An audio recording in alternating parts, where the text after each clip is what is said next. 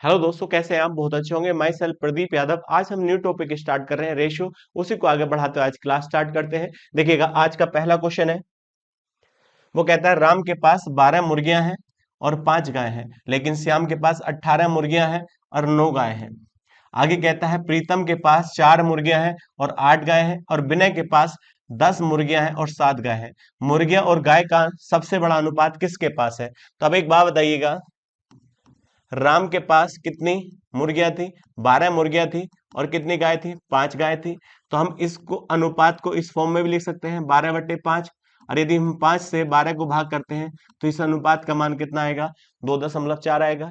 आगे कहता है श्याम श्याम के पास कितनी मुर्गियां थी? 18 मुर्गियां। और गाय कितनी थी? 9। इसको हम क्या लिख सकते हैं? 18/9 लिख सकते हैं। 9 से 18 को भाग करते हैं तो इसका अनुपात का मान कितना आएगा? 2 आएगा। और प्रीतम के पास वो कहता है 4 मुर्गियां हैं और 8 गाय हैं, तो इसको हम क्या लिख सकते हैं? 4/8। और इसकी वैल्यू कितनी आएगी? 1/2 आएगी। आगे क्या कहा? लेकिन विनय के पास कितनी मुर्गियां थी? 10 मुर्गियां थी और 7 क्या थी? गाय थी। तो आप कह सकते हैं 10/7। तो इसकी वैल्यू 1 से तो ज्यादा आएगी और 2 से कम आएगी। मगर आपसे क्या पूछा है? मुर्गी और गाय का अनुपात सबसे ज्यादा किसके पास था? तो अब एक बात बताइए, सबसे बड़ा अनुपात का मान किसका आया है?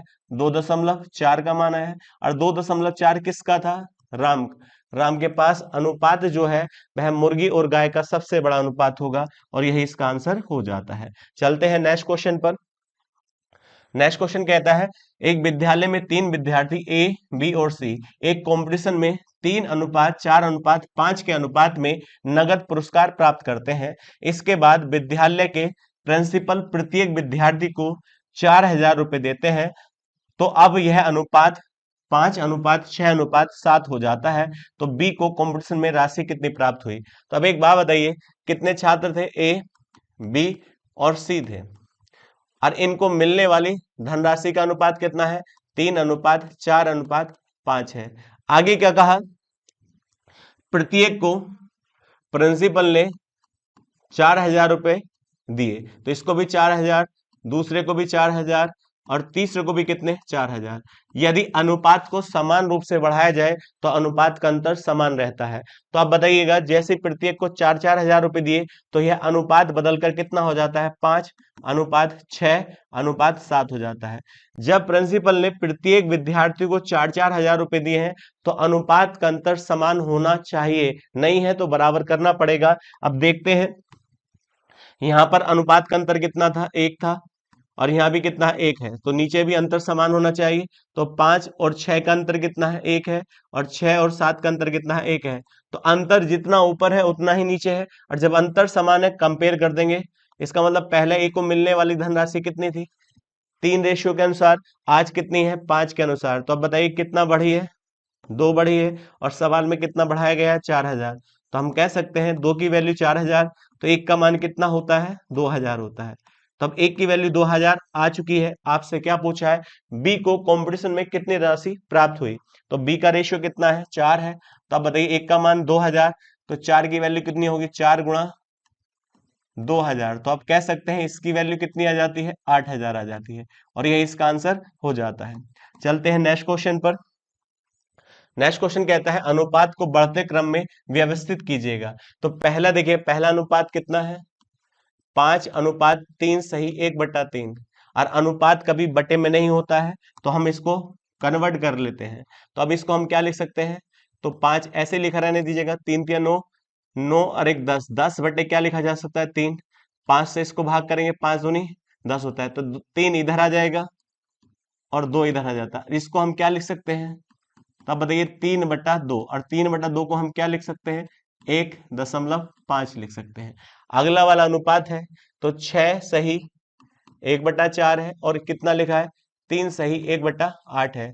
तो इसको भी हम कन्वर्ट कर लेंगे। 6 चौक 24 और 1 25, 25 बटे कितना होता है? 4 होता है। इसी अनुसार 8 या 24 और 1 25, 25 बटे कितना हो जाएगा? 8 हो जाएगा। अब देखिएगा, अनुपात में समान वैल्यू कट जाती है, 25 से 25 कट जाता है। तो हम इसको क्या लिख सकते हैं? 1/4 अनुपात 1/8। और इसको हम क्या लिख सकते हैं? 2:1 लिख सकते हैं। तो अब बताइए 2 ऊपर आएगा, नीचे 1 आ जाएगा, तो इसका मान कितना हो जाता है? 2 आ जाता है। इसी अनुसार तीसरा है 3:5 है और 4:5 है। तो अब एक बात बताइएगा, तो अब इसको डायरेक्ट ऐसे लिख ले, 3.5 और 4.5। तो अब देखिए दशमलव से दशमलव हटेगा, तो अब बताइए 5 से काट भी सकते हैं, 5 सत्ते 35 होता है, 5 नम 45 होता है, तो इसकी वैल्यू किससे कम आएगी? 1 से वैल्यू कम आएगी। पर उसने पूछा है बढ़ते क्रम में लिखिए, बढ़ता क्रम का मतलब है पहले सबसे छोटा अनुपात, तो इस अनुपात का मान कितना आएगा? 1 से छोटा आएगा, और ये कितना है? 2 है, और ये कितना है? 1.5 है। तो आप बताइए सबसे छोटा अनुपात कौन सा होना चाहिए? 3.5:4.5। तो आप बताइए सबसे पहले यही लिखा है और किसी ऑप्शन में नहीं लिखा है कोई, तो बिना देखे आप इस आंसर को मार सकते हैं। तो सबसे पहले कौन सा अनुपात आएगा? 3.5:4.5, यही इसका करेक्ट आंसर हो जाता है। चलते हैं नेक्स्ट क्वेश्चन पर। उसने कहा है, देखिएगा, चतुर्थ अनुपात निकालना है, तो आप जानते हैं चतुर्थ अनुपात क्या होता है? ए, बी और सी, 3 नंबर दिए हैं और इसका चतुर्थ अनुपात निकालना है। तो आप कैसे करते हैं? बाद वाले 2 नंबर की गुणा करते हैं, बी गुणा सी, और किससे भाग कर देते हैं? ए से। तो ये कौन सा अनुपात आ जाता है? चतुर्थ अनुपात हो जाता है। चतुर्थ अनुपात आपका ये हो जाता है। तो आप बताइए ए बी सी है, तो बी गुणा सी अपॉन ए हो जाता है। इसी अनुसार इस सवाल को सोल्व करेंगे। तो देखिए हमारे पास नंबर क्या है?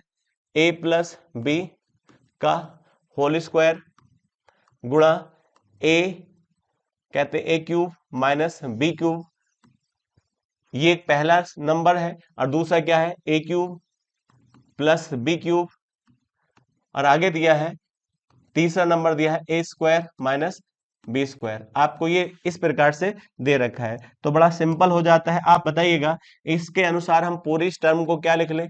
ए लिख लें, और इसके अनुसार इसे क्या लिख लें? हम बी लिख लें, और इसके अनुसार आप सी लिख लें। तो चतुर्थ अनुपात क्या होता है? बी गुणा सी अपॉन ए होता है। तो अब एक बात बताइए, हम क्या लिख सकते हैं यहाँ पर? तो ए क्यूब प्लस बी क्यूब, और यहाँ कितना आ जाएगा? गुणा ए स्क्वायर माइनस के बी स्क्वायर, यही तो आ जाता है। और नीचे क्या आएगा? ए प्लस बी का होल स्क्वायर, और यहां पर क्या आ जाता है? ए स्क्वायर, सॉरी ए क्यूब माइनस के बी क्यूब, ये आ जाता है। अब देखिए फॉर्मूला आपको पता होना चाहिए, ए क्यूब प्लस बी क्यूब का फॉर्मूला क्या होता है? मैं आपको खोल के दिखा देता हूं। ए क्यूब प्लस बी क्यूब का फॉर्मूला आपका होता है ए प्लस बी, और यहाँ क्या आता है? ए स्क्वायर प्लस बी स्क्वायर, और यदि यहाँ प्लस है तो यहाँ क्या आता है? माइनस आता है, ध्यान रखिएगा। तो हम डायरेक्ट लिखेंगे, इस बात को ध्यान रखिएगा। तो हम यहाँ कहते हैं, इसका हम फॉर्मूला खोलते हैं तो क्या आएगा? ए प्लस बी, और यहाँ से आता है ए स्क्वायर प्लस बी स्क्वायर, और यदि यहाँ प्लस है तो यहाँ क्या आता है? माइनस आता है। इसी अनुसार इसको क्या लिख सकते हैं? जानते हैं, एक बार जोड़ दें और एक बार घटा दें तो होल स्क्वायर बन जाता है, ए प्लस बी और ए माइनस बी। ये फॉर्मूला किसका होता है? ए स्क्वायर माइनस बी स्क्वायर का फॉर्मूला होता है, ये वाला। तब एक बात बताइएगा, अब नीचे क्या आएगा? तो नीचे यहां पर क्या था?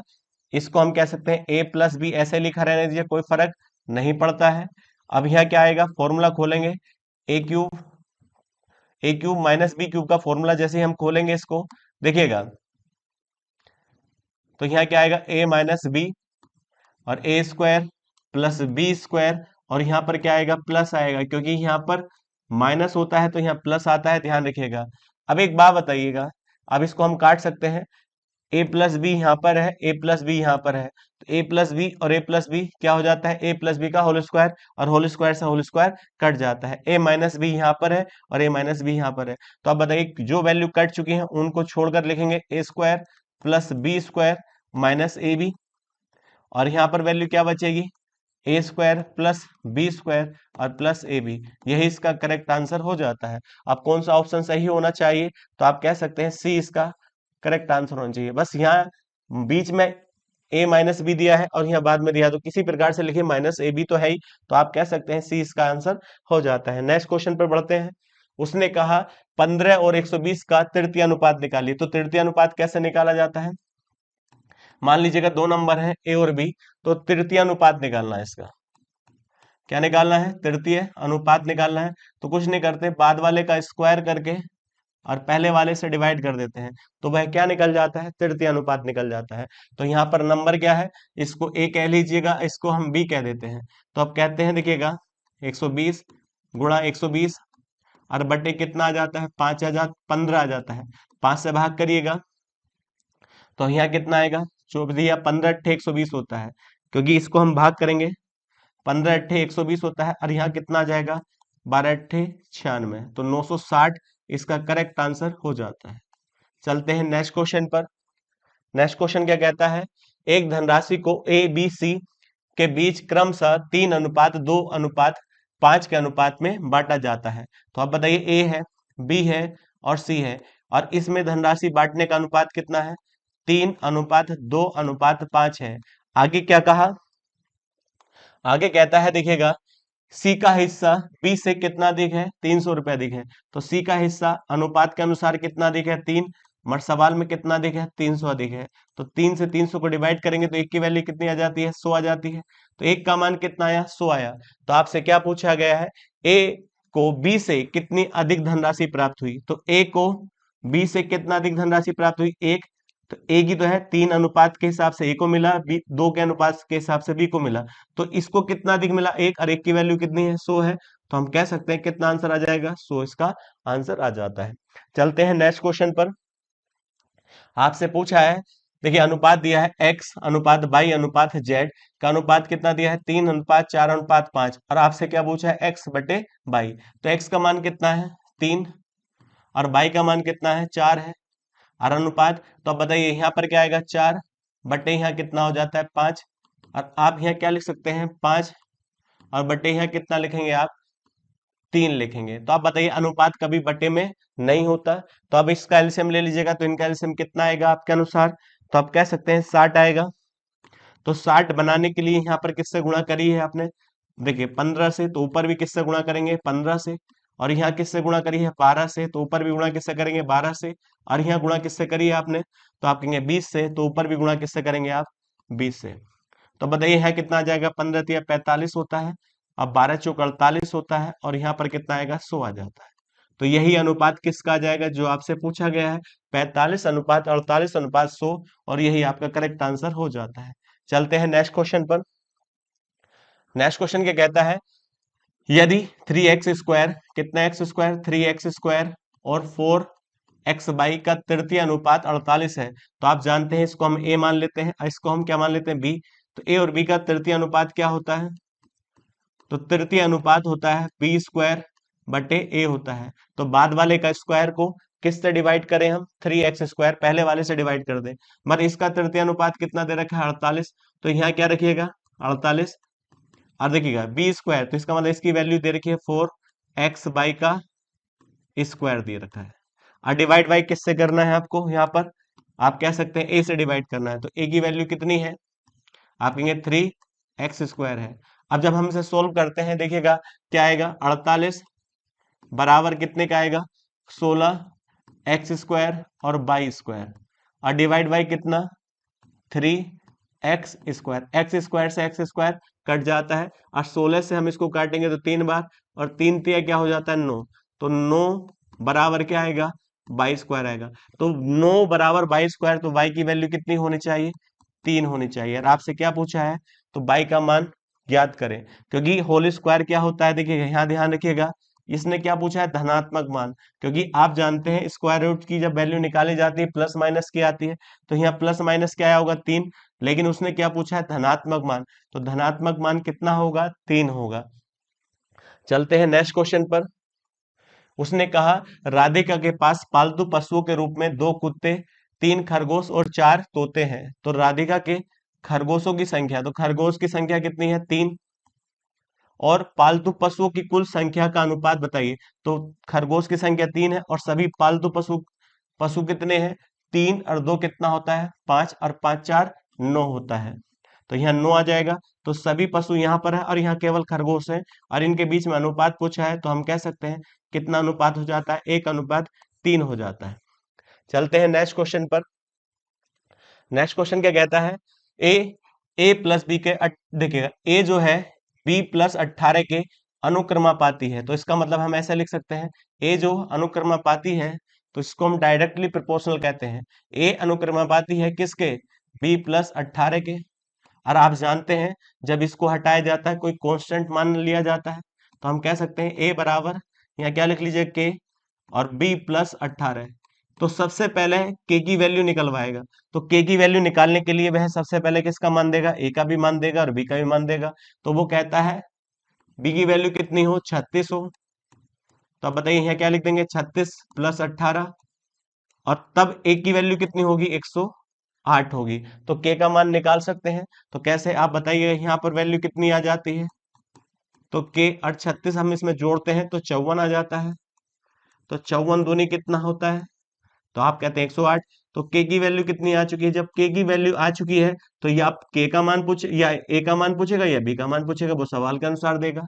तो आप बताइएगा जब के का मान आपने निकाल लिया है तो ए बराबर के, बी प्लस कितने के बराबर था, 18 के। अब आपसे पूछा है बी की वैल्यू कितनी दे रखी है, तो उसने कहा 68 दी है, तो यहाँ 68 रख दीजिएगा प्लस 18, और के का मान आपने कितना निकाल लिया है, 2। तब ए का मान कितना होना चाहिए, आपसे ये पूछना चाहता है। तो अब बताइए 2, और जब हम इसको देखेगा जोड़ते हैं तो 8 8 16 होता है, 8 8 कितना होता है, 16। और यहाँ बताइए 6 एक 7, 7 और यहाँ कितना आ जाता है, 8 आ जाता है। तो हम कह सकते हैं यहाँ क्या, 6 दूनी 12 होता है, और कितना आ जाता है, 172। ये किसका मान होगा, ए का मान हो जाता है, और ये इसका करेक्ट आंसर हो जाएगा। चलते हैं नेक्स्ट क्वेश्चन पर।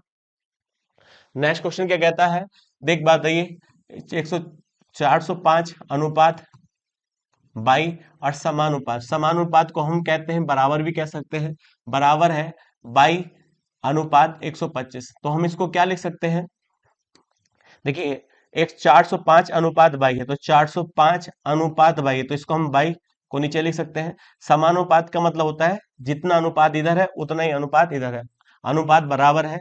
तो यहाँ पर क्या आएगा, 22 बटे कितना आएगा, 125 आएगा। आप क्रॉस मल्टीप्लाई कर दीजिएगा, तो क्रॉस मल्टीप्लाई करेंगे तो यहाँ क्या आएगा, 405 गुणा 125 बराबर क्या आएगा, 22 स्क्वायर आएगा। अब 22 स्क्वायर इधर है तो इधर आने के बाद स्क्वायर रूट हो जाता है, मगर पहले इसके फैक्टर कर लेते हैं, 5 से भाग करिए तो 81 गुणा 5, और यहाँ क्या लिख सकते हैं, 5 गुणा 5 गुणा 5 बराबर क्या आएगा, 22 स्क्वायर आएगा। ये देखेगा अब जब उधर स्क्वायर है इधर आके स्क्वायर रूट हो जाएगा, तो स्क्वायर रूट जब होगा तो अंदर क्या होगा, 81 और गुणा 5 और गुणा 5 गुणा 5 और गुणा 5। अब बताइए बराबर 22। तो आप जानते हैं 81 का स्क्वायर रूट क्या होता है, इसका स्क्वायर रूट तो 9 होगा, लेकिन इन दो 5 में से एक बाहर 5 आ सकता है, और इन दो 5 में से एक 5 बाहर आ सकता है। तो y की वैल्यू कितनी आ चुकी है, तो कह सकते हैं 45 गुणा 5। तो ये किसका मान होगा, y का मान होगा। 5 पंजे 25 होता है, 20 और 2 22 होता है। तो कितना मान आएगा इसका, 225 इसका करेक्ट आंसर हो जाता है। चलते हैं नेक्स्ट क्वेश्चन पर। नेक्स्ट क्वेश्चन पे क्या कहता है, एक स्कूल में लड़कों की संख्या लड़कियों की संख्या से अनुपात 11 अनुपात 15 है। तो आप बताइए बॉयज और गर्ल्स का अनुपात कितना दे रखा है, तो 11 अनुपात 15 दिया है। अब आगे क्या कहा है, वो कहता है यदि स्कूल में लड़कों की तुलना में लड़कियों की संख्या 200 अधिक है। तो अब बताइए किसकी अधिक है, लड़कियों की अधिक है, लड़कों से कितनी संख्या, 200। तो अनुपात के अनुसार कितना अधिक है, 4, और सवाल में कितना अधिक है, 200।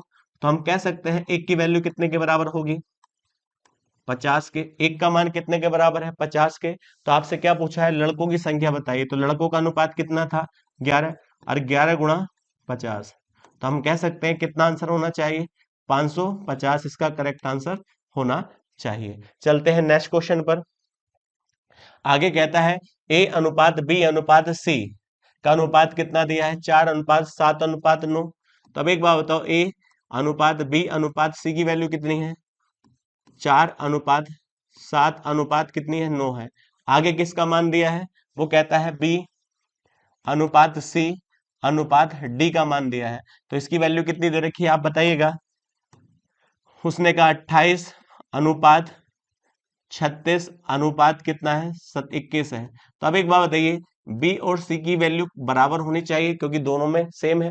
तो अब यहाँ बताइए, यहाँ पर बी की वैल्यू कितनी है, 7, और यहाँ कितनी है, 28। तो इसे भी हम कितने से गुणा कर दें, 4 से गुणा कर दें। तो जब 4 से गुणा करते हैं तो देखिएगा 4 चौक 16 हो जाता है, और यहाँ पर कितना हो जाएगा 28 हो जाएगा, और सी की वैल्यू कितनी हो जाती है 36 हो जाती है, दोनों जगह बराबर, और डी की वैल्यू कितनी हो जाती है 21 हो जाती है। तो यह अनुपात कंबाइंड अनुपात किसका आ जाता है, ए अनुपात बी अनुपात सी अनुपात डी का आ जाता है, यही तो कहना चाहता है। अब एक बात बताइएगा, तो हम कह सकते हैं ए अनुपात बी अनुपात सी अनुपात डी का मान क्या है, 16 अनुपात 28 अनुपात 36 अनुपात 21, और यही इसका आंसर हो जाता है, 16 अनुपात 28 अनुपात 36 अनुपात 21 करेक्ट आंसर हो जाता है। चलते हैं नेक्स्ट क्वेश्चन पर। तो नेक्स्ट क्वेश्चन क्या कहता है, देखिएगा बड़ा अच्छा सवाल है, इस तरह का क्वेश्चन पूछा जाता है। 2p बराबर 3q बराबर 4r और बराबर कितने के 5s के। तो अब ये आपस में क्या है, बराबर है, तो ये किसी ना किसी नंबर के तो बराबर होंगे। तो अब मैं आपसे कहता हूं, देखिएगा ये सारी वैल्यू बराबर है और किसी ना किसी वैल्यू के तो बराबर होंगे, कोई ना कोई तो मान होगा। तो हम एक ऐसी वैल्यू मान लीजिएगा, यहाँ कितना लिखा है 2, और यहाँ कितना लिखा है 3, और यहाँ कितना लिखा है 4, और यहाँ कितना लिखा है 5। तो इन सब का एलसीएम मान लीजिएगा, इन सब का एलसीएम कितना होगा आप जानते हैं, कितना होना चाहिए 60 होना चाहिए। अब 60 एलसीएम होना चाहिए, इसका मतलब इस पूरे की वैल्यू 60 हो, तो यहाँ 2 लिखा है तो पी का मान कितना होना चाहिए, तो आप कह सकते हैं 30 होना चाहिए, क्योंकि 30 दूनी 60 है। अब क्यू के साथ कितना लिखा है 3, तो क्यू का मान कितना होना चाहिए, टोटल कितना बन जाए 60, तो आप कह सकते हैं इसका मान क्या होना चाहिए 20 होना चाहिए। और इसी प्रकार से इसकी वैल्यू कितनी होनी चाहिए 15 होनी चाहिए, और इसी अनुसार यहाँ पर कितना होना चाहिए 12 होना चाहिए। तो ये किसकी वैल्यू है, ये P की है, ये Q की है, और ये R की है, और ये किसकी S की है। आपसे किसका अनुपात पूछा है, P Q R S का अनुपात पूछा है, तो यही इसका अनुपात हो जाएगा, क्योंकि जब ये आपस में बराबर है कोई ना कोई तो नंबर के बराबर होंगे। तो आप बताइए, यहाँ 2 लिखा था, 3 लिखा था, 4 लिखा था और 5 लिखा, इन सब का एलसीएम कितना होगा 60 होगा। और जब इनका एलसीएम 60 होगा तो 60 होने के लिए P का मान कितना होना चाहिए, Q का मान कितना होना चाहिए, R का मान कितना होना चाहिए, और S का मान कितना होना चाहिए। तो यही इसका करेक्ट आंसर हो जाता है। चलते हैं नेक्स्ट क्वेश्चन पर। तो नेक्स्ट क्वेश्चन क्या कहता है, कबीर और विक्की के वेतन का अनुपात 5:2 है। यदि उनके वेतन में 20% और 12% की वृद्धि कर दी जाती है तो यह अनुपात कितना हो जाता है। तो बताइएगा, कबीर है और विक्की है, इन दोनों के वेतन का अनुपात कितना है, तो वो कहता है 5:2 है। तो हम इसको देखिएगा, अनुपात को कुछ भी लिख सकते हैं, आपका मन है तो हम इस अनुपात को इस फॉर्म में लिख सकते हैं 500 और 200, क्योंकि 0 से 0 कट जाएंगे, अनुपात वही होगा जो पहले है। तो अब एक बात बताइएगा, ये 500 है, ये 200 है, इसको कितना बढ़ाया जाता है, वो कहता है 20% बढ़ाया जाता है, और इसको कितना बढ़ाया जाता है 12% बढ़ाया जाता है। तो अब बताइए 20% बढ़ेगा तो 500 का 20% कितना होता है 100 होता है, तो 100 बढ़ा दीजिएगा तो टोटल कितना हो जाएगा 600 हो जाएगा। तो अब बताइए इसमें कितना 12% बढ़ाइए, तो 12% कितना होता है 24 होता है, तो इसके अनुसार कितना होना चाहिए 224 होना चाहिए। तो यही अनुपात आपको पूछा गया है, ये अनुपात कितना होगा, तो आप 4 से काट दीजिएगा, 4 से काटेंगे तो यहाँ कितना आएगा 150 आएगा। और जब 4 से भाग करेंगे, 4 पंजे 20 होता है और 4 चंग 24 होता है, फिर 2 से डिवाइड करिएगा तो यहाँ कितना आएगा 75 आएगा, और यहाँ कितना आ जाएगा 28 आ जाएगा, और यही अनुपात हो जाता है 75:28, इसका करेक्ट आंसर हो जाता है। चलते हैं नेक्स्ट क्वेश्चन पर। नेक्स्ट क्वेश्चन क्या कहता है, एक बटुए में क्रमशः 2:5:3 के अनुपात में, तो इसका मतलब क्या है 2:5:3 के अनुपात में 1 रुपया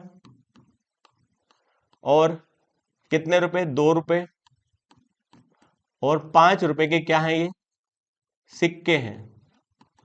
अब एक बात बताइएगा, एक बटुए में 2:5:3 के अनुपात में सिक्के हैं, और ये कितने कितने रुपए के 1 रुपए 2 रुपए और 5 के। तो वो कहता है बटुए में टोटल कितने रुपए इकट्ठे होते हैं, एक 54 रुपए इकट्ठे होते हैं। तो अब एक बात बताइएगा, दिमाग से सोच समझ के मारिएगा आंसर। यहाँ पर ये कहता है ये किसका अनुपात है, सिक्के का अनुपात है, और सिक्कों से क्या बने हैं, रुपए तो बने हैं। तो अब बताइए, आपसे मैं पूछूं, मेरे हाथ में 2 सिक्के हैं और कितने रुपए वाले हैं 1 रुपए वाले, तो एक एक के 2 सिक्के हैं, तो अब बताइए कितने रुपए होने चाहिए इनसे, तो इन्हें रुपए में कन्वर्ट कर लेंगे, तो इनमें कितने रुपए होने चाहिए 2 रुपए होने चाहिए। इसी प्रकार से मुझ में 5 सिक्के हैं, 5 सिक्के कितने कितने रुपए वाले 2-2 वाले, तो 2-2 वाले 5 सिक्के, तो इसमें कितने रुपए होने चाहिए 10 रुपए होने चाहिए। और इसके अनुसार तीन सिक्के हैं मेरे पास 5-5 के, तो पहला 5 का, दूसरा 5 का, तीसरा 5 का, तो आप बता पाएंगे कितने रुपए होंगे? 15 रुपए होंगे। तो टोटल मेरे अनुसार रुपए कितने हैं? 15 यहाँ पर, 10 यहाँ पर, 25, और 25 और 2 27। तो इसका मतलब मेरे रेशियो के अनुसार मुझ पे कितने रुपए इकट्ठे होते हैं? 27 रुपए। और सवाल में कितने थे? तो 54 थे। तो 27 बराबर कितने के? 54 के बराबर रख दीजिएगा। तो एक की वैल्यू कितने के बराबर आ जाएगी? तो एक का मान कितने के बराबर? 2 के। तो एक वैल्यू कितने के बराबर है? 2 के बराबर है। तो आपसे पूछा है 5 रुपए के सिक्के कितने थे, तो अब एक का मान 2, तो 5 के सिक्के कितने थे? 3 थे। तो 3 की वैल्यू कितनी हो जाएगी? 3 गुणा 2, क्योंकि एक का मान 2 है, तो 3 की वैल्यू कितनी हो जाएगी? 3 गुणा 2 हो जाएगी। तो कितने सिक्के होने चाहिए? 6 सिक्के होने चाहिए, और ये इसका करेक्ट आंसर हो जाता है। सिक्के वाले क्वेश्चन पूछे जाते हैं, भारी नहीं है, सिंपल सा क्वेश्चन है। आगे बढ़ते हैं। आगे क्या कहा है? दो समरूप त्रिभुज के क्षेत्रफल का अनुपात दिया है। तो इसका मतलब दो समरूप त्रिभुज है, जैसे मैं आपसे कहूं P है, Q है और R है, और इसके समरूप है एक त्रिभुज A है, B है और C है, और दोनों के क्षेत्रफल का अनुपात दिया है ये A1 और ये A2। तो दोनों के क्षेत्रफल का अनुपात कितना दिया है इसने? वो कहता है 36 अनुपात कितना है? 121 है। आप जानते हैं आपसे क्या पूछा है? संगत भुजा का अनुपात ज्ञात करिए। तो साइड का स्क्वायर दूसरे त्रिभुज की साइड का स्क्वायर, देखिएगा, S1 का स्क्वायर S2 का स्क्वायर बराबर किसके होता है? A1 अपॉन A2 के होता है। तो ये बात ध्यान रखिएगा। तो आप कह सकते हैं साइड का स्क्वायर पहले वाले त्रिभुज का, साइड का स्क्वायर दूसरे वाले त्रिभुज का, ये अनुपात किसके बराबर होता है? त्रिभुज के क्षेत्रफल के अनुपात के बराबर होता है। और अनुपात हमको दिया है, तो अनुपात इसका मान कितना दिया है? 36, और इसका मान कितना दिया है? 121। तो जब स्क्वायर है तो ये स्क्वायर का मान है 36, तो आप कह सकते हैं तो साइड का मान कितना होगा?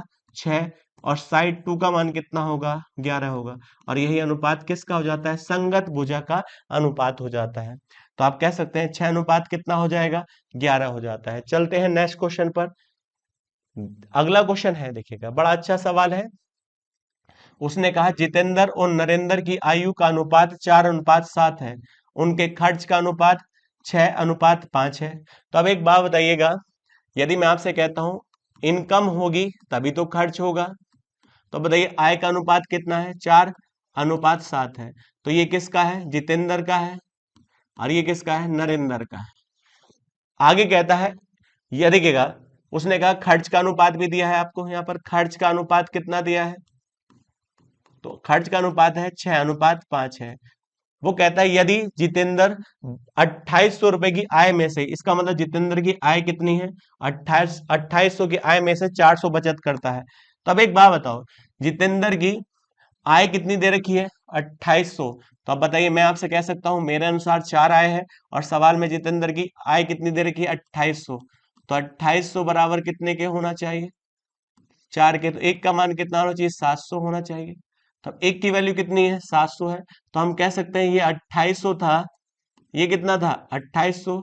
तो इसकी आय कितनी होनी चाहिए? 4900 होनी चाहिए, तभी तो अनुपात क्या हो पाएगा? 4:7 हो पाएगा। लेकिन उसने आगे कहा अपनी आय में से कितने बचत करता है? 400 बचत करता है। तो 400 बचत करता है तो खर्च कितना करता होगा? तो आप कह सकते हैं खर्च कितना होगा? 2400। मगर इसके अनुसार 6 है, और सवाल के अनुसार कितना है? 2400। क्योंकि जब 2800 में से 400 बचा है तो खर्च कितना हो गया? 2400। मेरे अनुसार 6 है, और सवाल में कितना है? 2400। तो एक का मान कितना आएगा? 400 आएगा। जब एक के अनुसार, इस खर्च के अनुसार वैल्यू जो आई है, एक की वैल्यू कितनी आई है? 400। क्योंकि खर्च का अनुपात अलग होता है और आय का अनुपात अलग होता है, तो इस वाली वैल्यू को इसमें मत रख देना, क्योंकि इसका मान अलग रेशियो बनाएगा और इसका मान अलग रेशियो बनाएगा। तो एक की वैल्यू कितनी है? 400 है। तो एक की वैल्यू जब 400 है तो 5 की वैल्यू कितनी होगी? 2000 होगी। तो अब बताइएगा नरेंद्र कितने कमाता है? 4900 कमाता है, लेकिन वह खर्च कितना करता है? 2000 खर्च करता है। तो आप उसका पूछा क्या है? बचत। तो बचत पूछी है, तो हम घटाएंगे, क्योंकि आय में से खर्च घटेगा तभी तो क्या आएगी? बचत आएगी।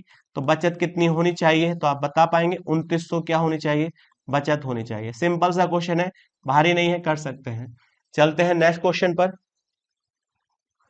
आगे कहता है यदि P अपॉन Q बराबर है, P अपॉन Q की वैल्यू बराबर है R अपॉन S के, बराबर है T अपॉन U के, और बराबर है किसके, 2/5 के। इसका मतलब P की वैल्यू भी कितने के बराबर रख दीजिएगा, 2 के, R की वैल्यू भी कितने के बराबर, 2 के, और T की वैल्यू कितने के बराबर, 2 के, और Q की वैल्यू कितने के बराबर, 5 के, और S की वैल्यू कितने के बराबर, 5 के, और U की वैल्यू भी कितने के बराबर, 5 के। तो अब एक बात बताइए, सारी वैल्यू आपको दे रखी है, तो आप बताइए 4 गुणा यहाँ कितना रखा जाएगा, 2, प्लस 3 गुणा यहाँ कितना रखा जाएगा, 2, और यहाँ पर भी प्लस 7 गुणा 2। तो यदि आप कॉमन करना चाहते तब भी कॉमन करके कर सकते हैं। अब बटे, अब देखिएगा, आप बटे लिख लो, अनुपात आगे लिख दीजिएगा। इनकी हर वैल्यू कितने के बराबर होगी, 5 के बराबर होगी। तो अब एक बात बताइए, तो यहाँ कितना आ जाएगा, 4 गुणा 5 के, और प्लस 3 गुणा 5 के, और प्लस 7 गुणा 5 के। तो अब एक बात बताओ, 2 सबके अंदर है यहाँ पर, तो 2 यहाँ कॉमन कर लीजिएगा। 4 और 3 कितना होता है, 7, और 7 और देखिएगा 7 और 7 कितना हो जाता है, 14 हो जाता है। इसी अनुसार यहाँ पर देखिएगा, यहाँ कितना हो जाता है, 5 कॉमन हो जाएगा, और जब 5 कॉमन होगा तो आप कह सकते हैं यहाँ पर कितना हो जाएगा, इधर भी 14 आ जाएगा, और 14 से 14 कट जाता है, तो अनुपात कितना होगा, 2:5 होगा। अब कोई बच्चा कहता है इतना करने की जरूरत क्यों थी, तो वास्तव में इतनी करने की जरूरत नहीं है। आपको दे रखा है इन सब का अनुपात क्या है, बराबर है। अब देखिएगा, जब ये सब बराबर है और इन सब का अनुपात आपस में बराबर है, तो अब इन नंबर को जोड़िए, 4 3 7, 7 और 7 14 होता है, तो यहाँ पर 14 है, और यहाँ भी कितना है, 14 होगा, तो 14 14 से कट जाता है, तो इन सब की वैल्यू कितने के बराबर थी, 2 के, और इन सब की वैल्यू कितने के बराबर थी, 5 के। तो अनुपात कितना आ जाता है, 2:5 हो जाता है। ना भी रखेंगे वैल्यू तब भी आंसर लाया जा सकता है। चलते हैं नेक्स्ट क्वेश्चन पर। आगे कहता है, देखिएगा, उसने कहा 12 24 27 का चतुर्थ अनुपात ए और 36 के तृतीय अनुपात के बराबर है। तो आप जानते हैं ए, बी और सी का चतुर्थ अनुपात क्या होता है, लास्ट के 2 नंबर के गुणा करके पहले से भाग कर देते हैं। लेकिन ए बी का तृतीय अनुपात निकाले तो कैसा होता है, ए स्क्वायर, बाद वाले नंबर का स्क्वायर, और डिवाइड बाय किससे कर दें, ए से। तो ये तृतीय अनुपात है, ये चतुर्थ अनुपात है। हमारे पास नंबर क्या है, इसका मान देखिएगा, यहाँ कितना दिया है, 12 है, और दूसरा है 24 है, और तीसरा है 27 है, और किसके बराबर है, ए और 36 के तृतीय अनुपात के बराबर है। तो सिंपल सा क्वेश्चन है, तो हम कैसे करेंगे, लास्ट वाले 2 नंबर की गुणा करेंगे, 24 गुणा 27 बटे 12, और इसके अनुसार क्या होगा, लास्ट वाले नंबर की गुणा करेंगे 2 बार, और डिवाइड बाई ए आ जाता है। तो इसमें केवल ए का मान निकालना है। तो आप बताइए, 12 से भाग कर दीजिएगा, 12 दिया कितना होता है, 36 होता है, और 12 दूनी 24 होता है। 3 से भाग कर दीजिएगा, 3 नम देखिए कितना होगा, 27, और 9 चौक 36, अपने अनुसार काट सकते हैं। अब यदि मैं आपसे कहता हूं इससे इसको जब डिवाइड करेंगे 2 बार, तो अब देखिए क्रॉस मल्टीप्लाई करेंगे, ए बराबर कितना आएगा, यहाँ 12 था और यहाँ 2 था, तो 12 गुणा कितना हो जाता है, 2, तो आंसर ए का मान कितना हो जाएगा, 24 इसका करेक्ट आंसर हो जाता है। चलते हैं नेक्स्ट क्वेश्चन पर। नेक्स्ट क्वेश्चन क्या कहता है, देखिएगा, इसने कहा दिए गए अनुपात को अवरोही क्रम, अवरोही का मतलब होता है डिसेंडिंग ऑर्डर, सबसे पहले बड़ा अनुपात लिखा जाएगा।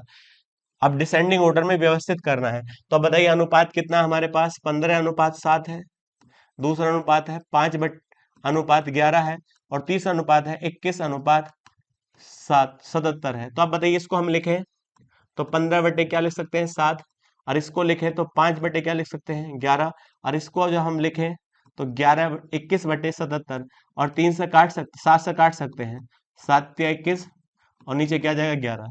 तो अब एक बात बताइएगा, आपको देखने में यहाँ लगता है सबसे बड़ा अनुपात किसका है, 15/7 का है, तो सबसे बड़ा अनुपात किसका आएगा, 15:7। तो यहाँ पर भी 15:7 है, और यहाँ भी 15:7 है। अब मुझे बताइए, इन दोनों में नीचे हर बराबर है, तो जब हर बराबर होता है तो आप कह सकते हैं जिसका मान ऊपर बड़ा होगा तो वह बड़ा अनुपात होगा, जिसका मान छोटा होगा वह छोटा अनुपात होगा। तो छोटा कौन है, 3 है, तो सबसे बाद में किसका अनुपात होना चाहिए, 21:77 होना चाहिए। तो आप कह सकते हैं ये वाला अनुपात आपका सही हो जाता है। तो आप कह सकते हैं इसमें B option is the correct answer. चलते हैं नेक्स्ट क्वेश्चन पर। क्योंकि आपसे क्या पूछा था, अवरोही क्रम। अवरोही का मतलब डिसेंडिंग ऑर्डर, सबसे पहले बड़ा अनुपात लिया जाएगा। तो अब आगे बढ़ते हैं। देखिएगा सबसे अच्छा सवाल है, ध्यान पूर्वक करेंगे, भारी नहीं है। आपको कितने नंबर्स दिए हैं, ए है, बी है, सी है और डी, ई है और एफ है। हमारे पास कितने नंबर है, 6 नंबर है। और ए और बी का मान कितना दिया है, 1 दिया है। और बी और सी का मान 1/2 दिया है। सी और डी का 6 दिया है। और डी और ई का कितना दिया है, 2 दिया है। तो और ई और एफ का 1/2 दिया है। तो अब आपसे अनुपात किसका पूछा है, ए डी अनुपात बी ई अनुपात सी एफ। तो हम डायरेक्ट करते हैं, देखिएगा हमें निकालना है किसका, ए डी का अनुपात। जब ए डी का अनुपात निकालना है तो हम लिख सकते हैं ए बी सी और डी लिख सकते हैं। और बटे हमें चाहिए ए और डी का अनुपात, तो ए चाहिए और डी चाहिए, तो किससे भाग कर दो, बी सी से भाग कर दो। तो हमारे पास ए बी सी डी ऊपर दिया है और बी सी से भाग किया तो किसका मान आ जाएगा, ए डी के बराबर ही तो रह जाएगा। अब इसकी हम वैल्यू पुट कर लेते हैं। तो आप बताइए ए बी का मान कितना दिया है, 1 दिया है, तो इसके स्थान पर हम 1 लिख सकते हैं, गुणा सी डी का मान कितना दिया है, 6 दिया है, तो यहाँ क्या लिख सकते हैं, 6 लिख सकते हैं। और बी और सी का मान कितना दिया है आपके अनुसार, तो आप बताइएगा, बी और सी का मान 1/2 दिया है, तो हम यहाँ 1/2 लिखेंगे, तो 2 ऊपर पहुंच जाता है, तो इस पूरे का मान क्या जाएगा, 12 जाएगा। तो ये किसका मान आया, ए और डी का वैल्यू 12 ही है। आगे कहता है, देखिएगा आगे क्या कहा है, बीई का अनुपात निकालेंगे, बी और ई का अनुपात। तो आप कह सकते हैं बी सी और डी और ई। तो हमको केवल क्या चाहिए, बी और ई चाहिए, तो किससे भाग कर दो, सी और डी से भाग कर दीजिएगा। तो हमारे पास जो वैल्यू दे रखी है हम इसमें रख देते हैं। तो अब बताइएगा बी सी की वैल्यू कितनी दी है, तो बी और सी की वैल्यू दी है 1/2 दी है। और डी ई की वैल्यू कितनी दी है, 2 दी है, तो यहाँ 2 रख दीजिएगा। तो अब बताइएगा नीचे क्या आएगा, आपसे किसका मान पूछा है, सी और डी का। तो सी और डी की वैल्यू कितनी दी है, 6 दी है। तो अब बताइए 2 से 2 कट जाता है, तो इसका मान कितना आएगा, 1/6 आएगा। इसी अनुसार हमें तीसरा अनुपात चाहिए, सी और एफ। तो आप कह सकते हैं सी डी ई और एफ। तो आप कह सकते हैं यहां से लेकर यहां तक जाना है, बी से लेकर ई तक के नंबर लिख लो और ए से लेकर डी तक के नंबर लिखो, ए बी सी डी। और किससे भाग कर दो, बी सी, क्योंकि हमें चाहिए ए और डी। तो इसमें ए और डी चाहिए, बी और सी नहीं चाहिए, तो भाग कर दीजिएगा। तो अब एक बात बताइए, सी डी ई एफ है, तो हम यहाँ पर सी और एफ चाहिए, तो सी और एफ चाहिए तो किससे भाग कर दीजिएगा, डीई से भाग कर दीजिएगा। और इनकी वैल्यू आपके पास है, प्रॉपर रख दीजिएगा। तो सी और डी का मान कितना था, सी और डी का मान था 6। और बताइए ई और एफ का मान कितना था, 1/2 था। और डिवाइड बाई डी और ई, डी और ई का मान कितना है, तो आप कहेंगे 2। तो 2 से भाग कर दीजिएगा, ऐसे 3 आएगा, ऊपर 3 हो जाता है और नीचे कितना हो जाता है, 2 हो जाता है। तो अब एक बात बताइए, 3/2 इसका आंसर आ जाता है। पर आपसे अनुपात पूछा है तो अब अनुपात रख दीजिएगा, ए डी अनुपात बीई अनुपात सी एफ। तो तीनों की वैल्यू आप पता है कितनी है, पहले 12 है, और इसकी वैल्यू कितनी, 1/6 है, और इसकी वैल्यू आपके अनुसार 3/2 है। कितनी है, 3/2। और अनुपात कभी बटे में नहीं होता है, तो आप इसको देखिएगा एलसीएम ले लीजिएगा। तो इसका एलसीएम क्या होगा, 6। और 6 बनाने के लिए यहाँ पर 6 से गुणा करेंगे तो कितना आएगा, 72। यहाँ 1 और यहाँ कितना आएगा, 9, क्योंकि यहाँ भी 6 बनाया जाएगा। तो आप कह सकते हैं 72:1:9 इसका करेक्ट आंसर हो जाता है। चलते हैं नेक्स्ट क्वेश्चन पर। नेक्स्ट क्वेश्चन क्या कहता है, देखिएगा आपसे क्या पूछा है, मध्य अनुपात। आप जानते हैं मध्य अनुपात कैसे निकाला जाता है। तो ए और बी है, हमारे पास 2 नंबर है और इनका मध्य अनुपात निकालने हैं। तो ए बी पर क्या लगा दीजिएगा, रूट लगा दीजिएगा, तो ये क्या निकल जाता है, मध्य अनुपात निकल जाता है। तो यदि मैं आपसे कहता हूं, देखिएगा तो हमारे पास, तो कहते हैं ए माइनस बी का क्या है, होल क्यूब है, और ए प्लस बी का क्या है, होल क्यूब है। और दूसरा नंबर क्या है, ए माइनस बी है और ए प्लस बी है। तब इसको हम क्या कह दें, थोड़ी देर के लिए पूरी वैल्यू को ए कह दीजिएगा और इसको पूरी वैल्यू को क्या कह दीजिएगा, बी कह दीजिएगा। अब इन दोनों का अनुपात निकालना है तो करनी लगा दीजिएगा तुरंत।